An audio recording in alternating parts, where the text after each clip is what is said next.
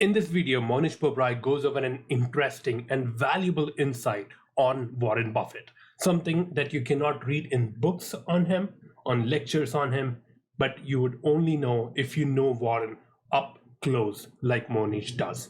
This is a video on Vishal Khandelwal's YouTube channel, The One Person Show. I'll put the link to the whole video in the description below. It's an amazing talk, something very valuable. But I'm going to open this particular segment where he talks about some insights on Warren Buffett, which you would not normally know. Let's get into it. How he responded. Uh, Continuing with Warren, you've experienced him from much closer quarters and for much longer time than most other people have. And what are those things that people miss out when they read or learn or think about him, and only find out when they observe him or talk to him in person, right? Or to put it other way, what are your biggest learnings from him that are not so obvious to people who read or study him from far? Yeah, so I think the thing about Warren is that uh, like one time someone at an annual meeting asked him. He said, "Mr. Buffett, there are 50,000 stocks in the world. How am I supposed to study them all? Right? How am I supposed to, you know?" And his answer was, "Start with the A's." Okay, and actually it wasn't just a kind of gimmicky answer, if you will, or just being a smart aleck. That's exactly what he did. So in the 50s, when he was running the Buffett partnership, he went through the Moody's manuals, and I actually bought one of the Moody's manuals from eBay just for nostalgia's sake. They don't publish them anymore, and it's pretty thick book, and it has maybe 20,000 stocks and very fine print, and it has maybe 3 4 stocks on a page, and it has the salient kind of financial information on each company. And he went through all those manuals like twice. Okay, like it was a lot of that's pretty intense work. It would be, and pretty much he would be upstairs at home before he would move to the office at pretty much from 7 a.m. in the morning till maybe midnight, other than for meals. He's just going stock by stock by stock.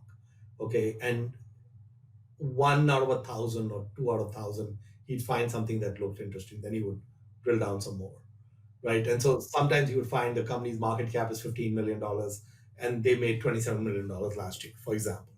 So he'd find these quirky anomalies, then he'd drill down on them, and then he made some investments based on that, right? So the thing about him that people don't understand is how intense he is about the work he puts in, and how obsessive compulsive he is when he does that. And he still does that. Like, recently when I visited his office, there was a book on his desk called the Japan Company Handbook. And the Japan Company Handbook has half a page on every Japanese company. Okay. And when you go through things like the Japan Company Handbook or the Moody's Manual, you are not looking for great businesses. Okay. Because you're not going to be able to find a great business based on the numbers. You will just find Graham type stuff when you look at the numbers. And so the Graham in him is still alive. Okay. And even though he understands that I need to buy great businesses, he also spends a lot of time on this weird stuff, right? And so I think what people don't understand about Buffett is how how intensely he studies stuff and how deep his knowledge is on, like, for example, uh, there's a friend of mine who used to work at this Illinois National Bank in Rockford, Illinois. Berkshire had bought that bank in 68 or 69, and then they were forced to divest it, I think, in 1980 or something. Uh, so he was an intern at the time when Warren owned the bank. And once a month, Warren would show up at the bank in Rockford, Illinois.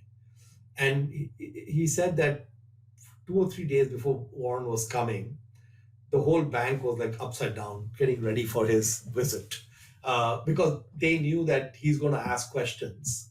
And someone else said that Warren never forgets a number, and he's so they wanted to be fluent on all the questions he's going to ask, right? that was an exceptional bank. They never had a single dollar in NPA, or they never had any bad debts. I mean, literally the most extreme, well-run bank you could imagine.